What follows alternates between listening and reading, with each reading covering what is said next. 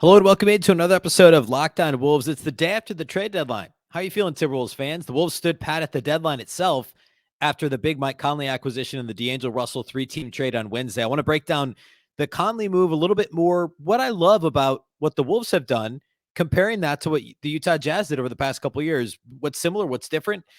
How really does Conley fit into what the Wolves want to do offensively? Plus, Nickeil Alexander-Walker, the rest of the trade, looking ahead to Wolves-Grizzlies. It's all upcoming. Welcome in. You are Locked On Wolves. You are Locked On Timberwolves, your daily Minnesota Timberwolves podcast. Part of the Locked On Podcast Network. Your team every day.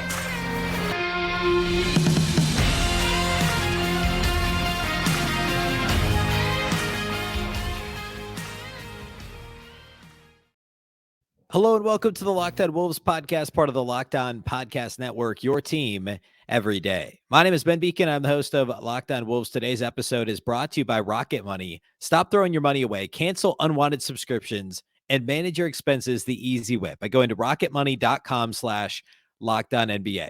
Happy Friday, everybody. Happy Timberwolves game day and happy day after the trade deadline. Or should I say happy first day of buyout season, right? I mean, we're there. We'll talk about that as much today, but could Pat Bev be in a Timberwolves uniform soon? Maybe. I don't know. I want to get to a bunch of Conley stuff here off the top again. There's so much to talk about. I want to talk Wolves-Jazz in terms of what Utah did the last few years and personnel-wise and scheme-wise and what that might mean for the Wolves with Mike Conley and Rudy Gobert now in the fold. That'll be the bulk of today's show. First, though, a big thank you for making Locked On Wolves your first listen every day. Of course, this show is free and available everywhere. That includes YouTube as well as all of your favorite audio platforms. You can also watch on the Locked On Sports Minnesota app on both Roku and Amazon Fire TV.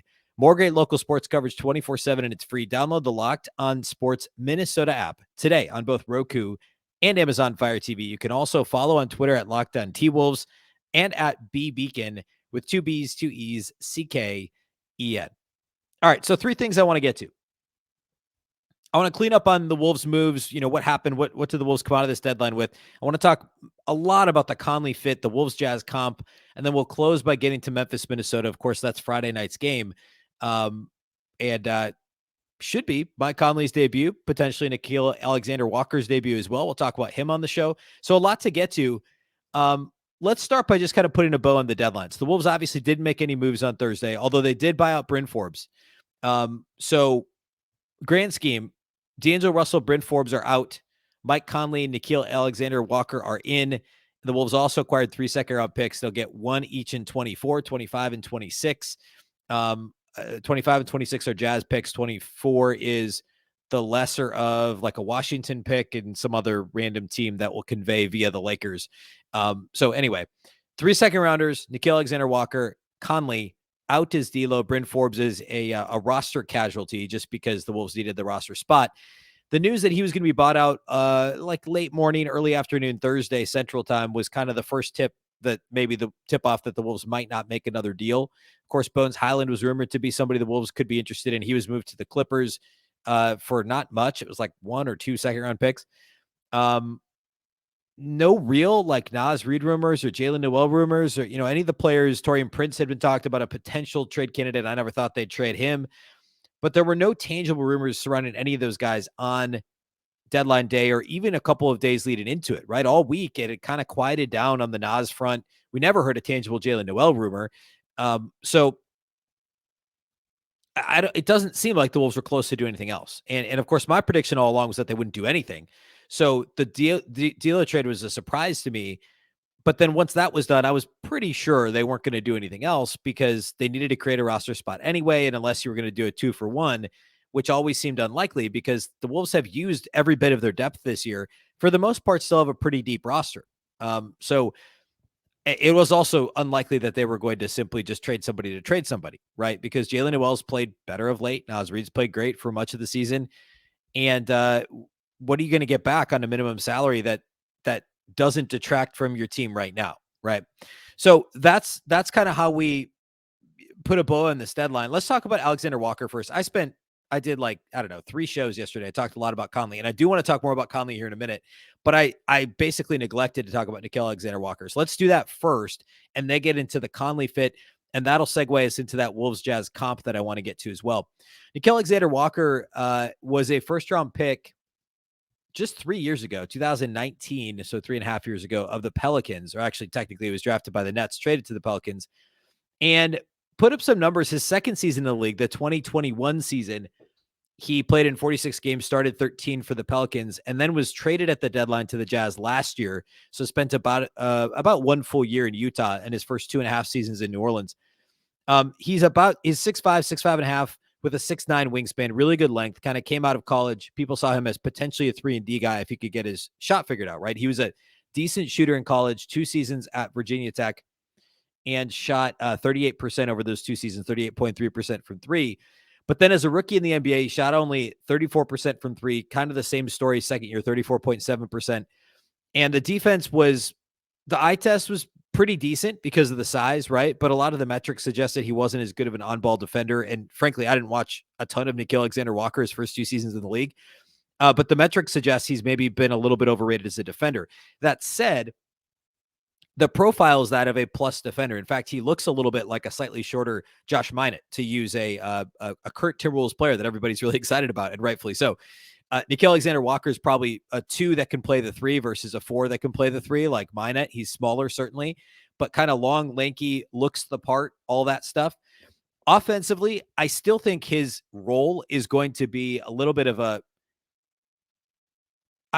more of a facilitator than, say, a Jaden McDaniels, but almost a McDaniels light, in the sense that I don't know that he's shooting 40% from 3 this year, but that's an outlier so far in his career. So if you're the Timberwolves, this is a little bit of a lottery ticket, right? So he's a restricted free agent at the end of the season. It's the last year of his rookie contract. So the Wolves could tender him an offer. They could see what the market looks like. I'm trying to think of the most recent Timberwolves player to leave after their rookie deal. Tyus Jones, maybe? Is that right? Was the last Wolves rookie that didn't get traded or extended by the Wolves.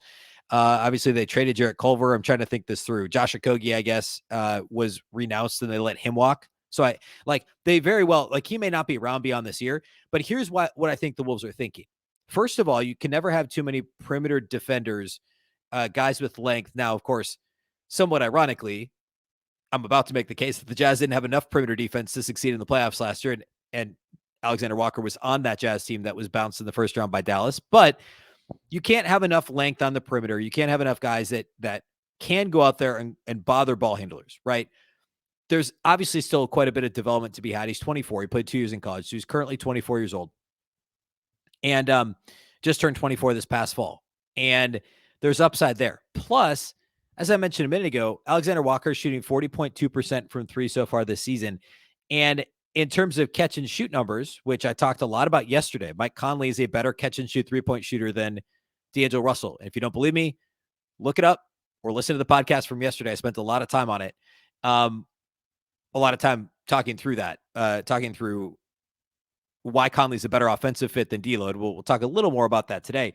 But look at catch and shoot numbers so far this season. Yes, Mike Conley's 41.9% from 3, which is better than D'Lo's 38-ish% mark. Nickeil Alexander-Walker this season for the Jazz is shooting 41.8% on catch and shoot 3s. Effectively the same mark as Mike Conley. Now, it's smaller volume, right? He's only shooting 1.5 threes per game, only playing 15 minutes per game. Sorry, 1.5 catch and shoot 3s per game.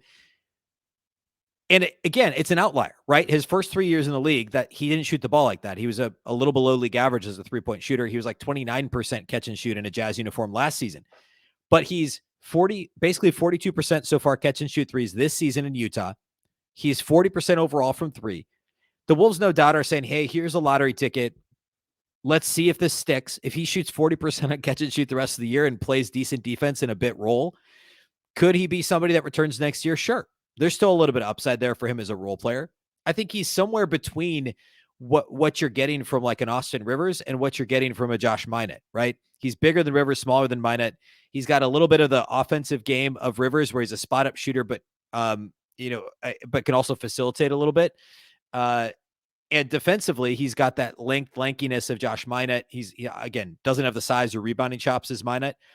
Offensively, with Alexander Walker, what I see him as is, I mentioned this a second ago, I think he's more of a facilitator than anything else. His second year of Virginia Tech, his assist rate skyrocketed, and the turnover rate actually didn't climb all that much. He was asked to distribute more, and we've seen that at the NBA level. He's actually been able to facilitate a bit off the bench for the Jazz this season. So I think the Wolves see him as somebody that could run some offense for them off the bench. Remember, the Wolves don't, I mean, they have Mike Conley, they have Jordan McLaughlin. Right now, neither of those guys is going to play really heavy minutes. So it's Anthony Edwards initiating a lot of offense. Then you have Jalen Noel, Kyle Anderson when he's healthy. Alexander-Walker and Taurean Prince can both kind of be that, point forward in a pinch type thing. I actually think that's probably how he's best used, is facilitating offense with his size. And he can also hit a spot up three. He's not going to put the ball on the floor and score. He's not going to be that guy. He's not going to be an ISO scorer. And again, I think he's a little overrated in terms of his on-ball defense. But there's length, there's athleticism, there's this season so far a track record of making open shots. Can that stick the rest of the season? If nothing else, he's a nice depth piece. And you're replacing Bryn Forbes with Nickeil Alexander-Walker, right? There's a chance that Alexander-Walker could be back and have a future in this league as a rotation guy. Bryn Forbes is, fringy rotation guy at best. So you're improving that slot on the roster and giving yourselves a lottery ticket, the rights to somebody this offseason in restricted free agency to potentially bring back if you like what you see over the next 2-3 months. All right. I want to talk about Conley. I want to dig in on a couple of things I mentioned yesterday, kind of in passing, that I think he'll bring to the Wolves that D'Angelo Russell didn't have, and then also do that Wolves-Jazz comparison. We'll get to Wolves-Grizzlies here at the end of the show as well. So we're going to do all that here next. Today's episode of Locked On Wolves is presented by our friends over at Rocket Money. Do you know how much your subscriptions cost? Most Americans think they spend around $80 a month on subscriptions, when the actual total is closer to $200. If you don't know exactly how much you're spending every month, you need Rocket Money. Rocket Money, formerly known as Truebill, is a personal finance app that finds and cancels your unwanted subscriptions, monitors your spending, and helps you lower your bills all in one place. Over 80% of people have subscriptions that they simply forgot about, like that streaming service you bought to watch just one show on, or that free trial that you never even used. Rocket Money will quickly and easily identify your subscriptions for you so you can stop paying for the ones you don't want. Simply find the subscription you don't want and press cancel, and Rocket Money will cancel it for you. No more long hold times with customer service or tedious emailing back and forth. Rocket Money makes canceling subscriptions as easy as a click of a button. Over 3 million people have used Rocket Money, saving the average person up to $720 a year. Stop throwing your money away. Cancel unwanted subscriptions and manage your expenses the easy way by going to rocketmoney.com/LockedOnNBA. That's rocketmoney.com/LockedOnNBA. rocketmoney.com/LockedOnNBA.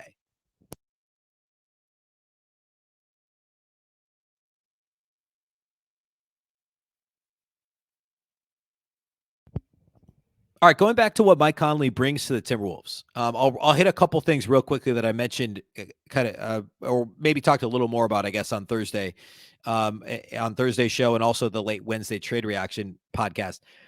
Conley's a better catch and shoot player. I'm not going to go through the numbers again, but like 5% percentage points better last season than D'Lo, about 3 percentage points better this season than D'Lo as a catch and shoot 3-point shooter. Conley's a lower usage player. That's better for the Timberwolves. There's more ball to go around, primarily for Anthony Edwards, but also for Karl-Anthony Towns and Rudy Gobert, to a lesser extent, Jaden McDaniels. The Wolves, there's an attractiveness to allowing him to continue to develop his offensive game, and he certainly seemed to thrive on Wednesday when given some of those opportunities. And really, to this point this season, McDaniels has had more opportunities and has thrived in those opportunities. Conley's a better team defender. I know the metrics aren't kind for Conley this year. I think he has lost a half step, we'll call it, in terms of one-on-one defense. He's not the lockdown perimeter defender, point of attack defender like he was back with the Grizzlies several years ago, or even early in his Jazz career. He was an all-star a couple years ago.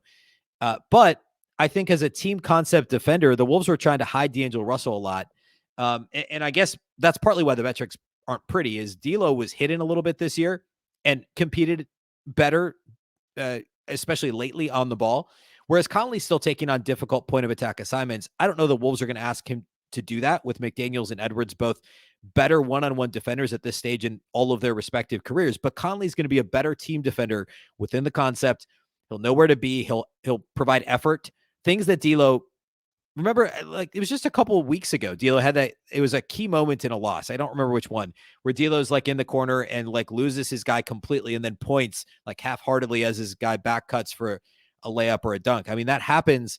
That happened about every other game. D'Lo would get beat on a back cut and they would try to hide him in the corner. And it was like that clip of James Harden 10 years ago, not even moving when somebody back cut on him from the corner. That's basically what kept happening to D'Lo when they tried to hide him. Conley's not going to let that happen, not consistently at least. So you improve in that sense as well. I mentioned briefly that Conley's better in the corners. Now, Conley doesn't shoot a ton of corner threes, but that was a function of what Utah did offensively when he was in Utah. It's also something that's really important to what the Wolves, if Ant is initiating in the middle of the floor and or Karl-Anthony Towns is initiating in the middle of the floor and on the high post, corner three-point shooting is going to be really important. And Jaden McDaniels has been very good from there this year. D'Lo had been good from there, but Conley is a better corner three-point shooter than D'Lo. And a more willing corner three-point shooter, I think, more comfortable in the corners at least. So that's definitely a positive.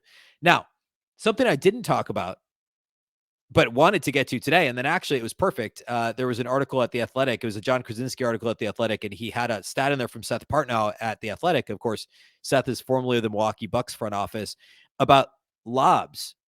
Conley is a really good lob thrower. And of course, there's the Mike Conley, Rudy Gobert chemistry from their seasons in Utah. We know it took a minute for them to develop that chemistry, but they did it eventually. Last season, Mike Conley converted 51 Rudy Gobert converted 51 lobs into dunks for Mike Conley last season.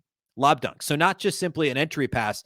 This was a topic not even a week ago, earlier this week. I think it was the Sunday win over Denver. Marty Geller and I talked on the live postcast following the game. I brought up Rudy scored all of his baskets but one, I think, in that game on lob entry passes, not lob dunks, not alley-oops where he grabbed it and threw it down, but like entry passes where he was being fronted defensively, and the Wolves actually got him the ball. Kyle Anderson, Jaden McDaniels had a couple nice passes. It's something the Wolves have struggled mightily to do all season, and D'Angelo Russell cannot. It's not quite to like Jeff Teague levels of entry pass issues. If Wolves fans remember, Jeff Teague a few years ago could not throw just a regular bounce pass to enter into the post to Karl-Anthony Towns or Taj Gibson or whoever, Gorgie Jang. He just couldn't throw an entry pass. It wasn't quite to that level, but D'Lo struggled to get to throw accurate lobs and would turn the ball over or just wouldn't try because he knew he couldn't do it, was unwilling or unable to get the ball into Rudy Gobert. Mike Conley, that became a specialty of his in a sense in Utah. 51 converted lob dunks last year between Conley and Rudy Gobert. Over 3 seasons together, they converted 115 lob dunks. This season, D'Angelo Russell and Rudy Gobert converted just 13 in 54 games. So that's about 2/3 of a season. So what's that work out to be? Like 19 or 20 over the course of a season total? Last season in a full season, Conley and Rudy Gobert had 51. So that's going to be, 150% more lob dunks from Conley to Rudy Gobert. That's huge. And I also want to point, well, I'll get to Gobert actually when I talk about the Jazz thing here in a minute, because I don't know that Rudy necessarily gets that much more involved in the Wolves offense. I know it feels like he hasn't been, but the usage rate isn't all that far off what it was in Utah. So we'll talk about that here in a minute, but that's related to this Conley conversation. My last Conley specific thing is Mike Conley's floater game. Not only can he throw lobs, but he can convert floaters. The Timberwolves haven't had a guard that actually converts floaters in maybe ever. Luke Ridnour, I guess, shot a lot of floaters. Like, was that the last Timberwolves guard to shoot floaters? JJ Barea did occasionally. Like, the Wolves have not had guards that shoot floaters. Ricky Rubio couldn't do it. I guess Jeff Teague did a little bit. Like McLaughlin does occasionally, but he typically gets all the way to the basket. Like, you just don't see. The Wolves have not had guards with floater game. And Mike Conley has an amazing floater game. And that's huge for what the Wolves do offensively. And it adds another element, because when teams try and play drop against a Conley Gobert pick and roll, they have to worry about the floater. With D'Lo, if he wasn't going to pull up from, a little bit further away, you weren't worried about the floater, and you knew he likely wasn't going to get all the way to the basket. He didn't shoot the ball at the rim all that often, or Russell does not shoot the ball at the rim all that often. Conley, you have to worry about the pull-up. You also have to worry about the floater game, and you also have to worry about the lob to Rudy. Conley's not as deadly of a pull-up shooter in pick-and-roll action as D'Angelo Russell is, but he can do it, and he's much more willing to throw a lob or to shoot a floater than D'Angelo Russell. And that's going to add that other element.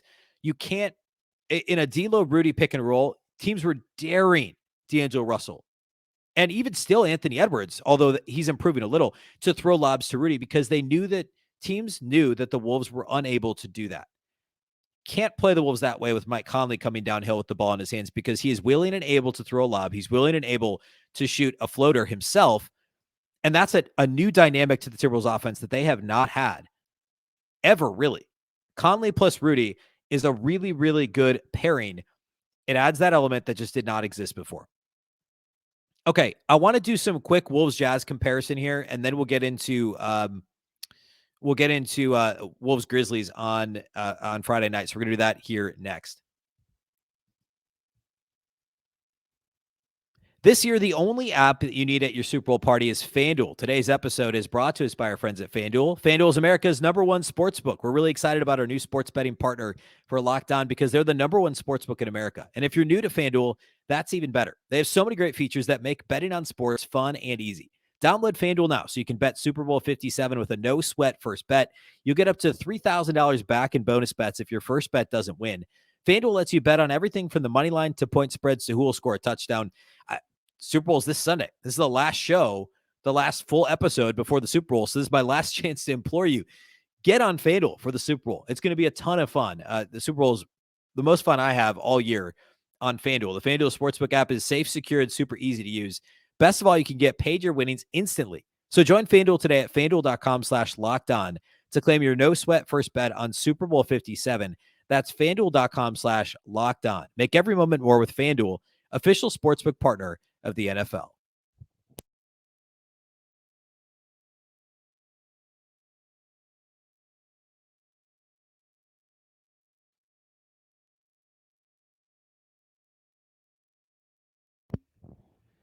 All right, let's talk Wolves-Jazz comparison. And by that, I mean, Mike Conley and Rudy Gobert are both on the Timberwolves now, right? So the Wolves have 40% of the Jazz starting lineup from last season. When Utah was one of the best teams in the Western Conference, they were the number one offensive rating of any team in the Western Conference last season. I guess they ended up finishing 5th in the West, but they won 49 games. They had some bad luck. They lost a lot of close games. Their plus minus suggested, their net rating suggested they should have been much better. But then they lost in 6 games in the first round to Dallas. 2 years ago, they won 52 games. Remember, that was only a 72-game season. The COVID shortened on the front end of the 2021 season. They went to the second round. They beat Memphis in 5 games in the first round, lost the Clippers in 6 in the second round. That season, they had the number 3 offense, number 3 in offensive rating, number 4 in defense. That was 2 years ago. Last season, they were number 1 in offensive rating, number 9 in defensive rating, and again, lost in the first round. There's a lot to like about what Utah did, especially in the regular season the last couple of years. And now Conley and Gobert are both on the Timberwolves. What does the rest of the starting lineup look like, Minnesota versus Utah? Well, first of all, Utah didn't have Jaden McDaniels. Now, to be clear, Royce O'Neal is a good perimeter defender. And what he brought to Utah is a lot like what Jaden McDaniels brings to Minnesota. I think, however, McDaniels is a souped-up version of Royce O'Neal. Right now, in a vacuum, you could argue that McDaniels is every bit as good as O'Neal was defensively last year. The ceiling is obviously much higher. And maybe even this year. Like, we're already seeing rapid improvement from Jaden McDaniels. A lot of the metrics are very, very similar. In fact, last season, Royce O'Neal had a 4.08 defensive real plus minus on ESPN. He was the 8th ranked power forward, according to ESPN real plus minus in defense. This year, McDaniels is a 3.29, and that's 9th. So O'Neal was the 8th best power forward by this particular metric. McDaniels is 9th so far this year. Again, I think McDaniels is a bit more versatile defensively. I think there's certainly much more upside, and then that's not even talking about his offense. But I think McDaniels overall is just a better player, higher upside, higher ceiling than Royce O'Neal. The Anthony Edwards, Donovan Mitchell comp, I mentioned this briefly yesterday. I'm not going to dive super deep into comparing the two as players. But there's some similarities there too. Like defensively, last season, Donovan Mitchell was number 16 among shooting guards in defensive real plus minus. This year, Anthony Edwards is number 17. Donovan Mitchell is a plus 1.35. So far this year, Edwards is a plus 1.58. Eerily similar. Last year to this year, defensive real plus minus, Mitchell to Edwards. If we compare their third seasons in the NBA, Donovan Mitchell is a little better as a third-year player than Edwards has been so far this season. However, Edwards over the past, call it 3 or 4 weeks, has been even better than Mitchell was in his third season. So if the last 3 or 4 weeks is the new Anthony Edwards, if Wednesday's Anthony Edwards is the new Anthony Edwards, then we can revisit this conversation here in a couple of months. But the 69 games that Mitchell played 3 years ago in his third season in the league versus the 58 that Edwards has played so far this season. Mitchell has a higher assist rate and a lower turnover rate. He's just a better facilitator. Mitchell has effectively almost identical three-point shooting numbers, by the way. The same number of three-pointers attempted per 100 possessions, and the three-point percentage is within 0.1%. Edwards is 36.7%. Mitchell's third season in the NBA, he was 36.6% from three.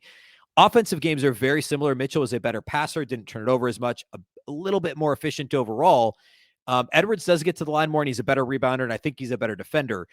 So it's very, very close. But the point here is the way that the Wolves want to use Anthony Edwards is going to be a lot like how Utah used Donovan Mitchell. Now, this was 3 years ago, so this was when Ricky Rubio was still there and not when Mike Conley was there. But, I mean, the point stands, right? The Wolves are going to use Mitchell in that same way, use Edwards in a very similar way to how Mitchell was used in Utah. And I will say, Donovan Mitchell's had an incredible season. I have to say, Anthony Edwards has to have a higher ceiling still than Donovan Mitchell. I mean, the ceiling for Anthony Edwards there is none, right? Like, he could do anything with how talented he is. In a vacuum right now, his third year is very similar to Donovan Mitchell's third year. So there's a lot of similarities there between Mitchell and Edwards. A lot of similarities between McDaniels and O'Neal. Obviously, Rudy Gobert, this year, for all the hand-wringing about Rudy Gobert, he's got the best defensive real plus-minus of any center in the league this season, just like he did last year. Conley's declined. We talked about that yesterday. The defensive drop-off, I think, in part has to do with the lack of good defensive personnel in Utah this season. And also, Conley's lost a little bit of a call it a half step. I don't think that we can run from that. Like, he's struggled a little defensively at times this season. But as I said last segment, he's still a good team defender, and that's important. So Conley and Gobert are the same. Edwards and Mitchell, there's a direct comparison there. McDaniels and O'Neal, the same thing. That leaves Karl-Anthony Towns and Bojan Bogdanovic. And, like, Bojan Bogdanovic is really, really good. I think he's actually probably generally underrated as a player. I think there's a lot of folks that don't realize, like, you look at his profile, you're like, he's averaged 20 points a game or more, twice. He's averaged 18 or more a game 3 times in his career. He's a career 39% three-point shooter. Obviously was a name bandied about in trade rumors this year with the Pistons. Bogdanovic is really, really good. But Karl-Anthony Towns is better. Karl-Anthony Towns is a much, much better, like in this case, he's not the fifth option. We'll call him the fifth player of the starting lineup if we're drawing the similarities between J-Mac and O'Neal, big J-Mac, Jaden McDaniels and O'Neal, Edwards and Mitchell, Gobert and Conley. I mean, there's a big advantage right there. Karl-Anthony Towns over Bojan Bogdanovic. Bogdanovic is a fantastic corner three-point shooter. Towns is obviously a really good three-point shooter from everywhere and adds that whole other element to the offensive game. I do want to spend some time next week diving into the Jazz offense under Quinn Snyder with this group, all the different horn sets they ran, the different twists they ran out of horn sets to try and get Mitchell the ball going downhill, to try and generate open corner threes for Bogdanovic. Just a high number of double drag screens and pin downs they ran to get their really good shooters open threes. The Jazz shot so many threes the last couple of years. The Wolves have not done that so far this season, but we know that that's what Chris Finch wants to do. They're going to look for more shooters to surround Anthony Edwards, Rudy Gobert, Mike Conley, and Karl-Anthony Towns is one of those great shooters, right? So that's a longer term thing, but I also think we're going to see more and more and more of those horn sets this year, trying to use Anthony Edwards like the Jazz use Donovan Mitchell. But that is a much meatier topic that I do definitely want to get to another day. But there are a lot of similarities between the Jazz team that won a ton of regular season games over the last 5-ish seasons and now this currently constructed Timberwolves team. We could joke about the playoff struggles. We could joke about how the Wolves, can't get out of the first round and all that stuff. But first of all, you got to get there. Second of all, those Jazz teams didn't have Karl-Anthony Towns. And we also don't know what the ceiling of Anthony Edwards is. They also didn't have the perimeter defense of Jaden McDaniels. If nothing else, this Timberwolves team increased their probability of getting out of the play-in and cementing a top 6 spot in the Western Conference, which I realized that at the start of the season, that would seem like a pretty modest goal to avoid the play-in, right? Because this team was supposed to be I thought they'd be a 4 or 5 seed in the West this year, and they still might be. They're only a game out of 4th place right now. But I think the odds of them avoiding the play-in and climbing into that top 6 by the time the regular season's over, I think that's increased. And Conley adds a lot to this team. All right, real quickly, Wolves-Grizzlies on Friday night. The Timberwolves and Grizzlies last time out a couple weeks ago, Minnesota beat Memphis. That was that last game of a very long road trip for Memphis. It was like a 5-game road trip. They lost all of them. They weren't competitive early, and the Wolves just kind of held them at like a 10-ish point deficit for most of the game. The the Grizzlies kind of melted down late. And that was kind of it. The Grizzlies have lost 8 out of 10. They're really struggling lately. They're still second in the West, though, because the West is insane. But they've lost 8 out of 10 games. They're coming off of a win. They did acquire Luke Kennard at the deadline. Who knows? I would assume he's probably available Friday. He'd kind of fallen out of the rotation with the Clippers. The last time these two teams played, John Morant had 27, 11, and 10, turned in that triple-double, but also committed 6 turnovers. I thought the Wolves did a pretty good job on him overall.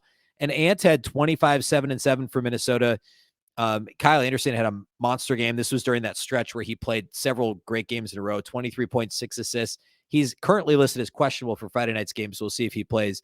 D'Lo had kind of an up and down performance in that one, but it was pretty much a relatively easy Timberwolves win as far as it goes against a team like Memphis. The home team has won each game of the series so far this year. The Wolves lost to Memphis way back in Memphis towards the beginning of the season and have beaten Memphis twice at Target Center since then. But this one is, of course, in Memphis, so hopefully that doesn't hold true here. Kind of the same thing with Memphis. Like, they're still a really good offensive rebounding team. They don't turn it over a lot. They're patient. Defensively this season, they've been fantastic. They're second overall in defensive rating. A big part of that is that they don't commit a lot of fouls, and they are really good at just contesting shots and staying home and getting back in transition. And a lot of the things that you're just a solid, well-rounded defense that the Wolves at times struggle with because they've gotten impatient. Now, again, we'll see what this looks like with no D'Angelo Russell. Russell was such a weird, he was more than comfortable. A lot of times he's who was slowing the pace down, but then he would be the one taking the shot after everything slows down and he would force up a shot. Like, there were these weird possessions that kind of unfolded that way for the Wolves. I don't think we're going to see as much of that now. But this will be the first chance to see this new look Timberwolves offense, and I'm really looking forward to it. Of course, we'll go live on the live postcast with Marnie Gellner of Bally Sports North. That's at the Locked On Sports Minnesota YouTube channel. We'll do that about 45 minutes after Wolves-Grizzlies Friday night. And we'll talk all things Wolves-Grizzlies. And then on Monday, we'll have another episode. The Wolves play, actually, they don't play Saturday or Sunday. They have the weekend off. So Monday's episode likely will dig into a bit more the Utah Jazz offense with Conley and Gobert and what that might look like in Minnesota. Because, again, no game Saturday, no game Sunday. So we'll do that Monday, and then we'll preview the Wolves game Monday night as well. But otherwise, make sure to tune into the live podcast late Friday. We'll post that audio to the Locked On Wolves audio feed as well. A big thank you to those of you that do make Locked On Wolves your first listen every day. Of course, this show is free and available everywhere, including YouTube, as well as all of your favorite audio platforms, and also the Locked On Sports Minnesota app on both Roku and Amazon Fire TV. Of course, the Locked On Wolves podcast is part of the Locked On Podcast Network. Remember, the Locked On Network is your local experts on all the biggest stories. Now, make your second listen the Game-to-Game NBA podcast every moment, every top performance, and every result. Locked On Game-to-Game covers every game from across the NBA with local analysis that only Locked On can deliver. Follow Game-to-Game on Locked On NBA, available on the Odyssey app, YouTube, and wherever you get your podcasts. Once again, I'm Ben Beecken. This is the Locked On Wolves podcast, and we'll catch you next time.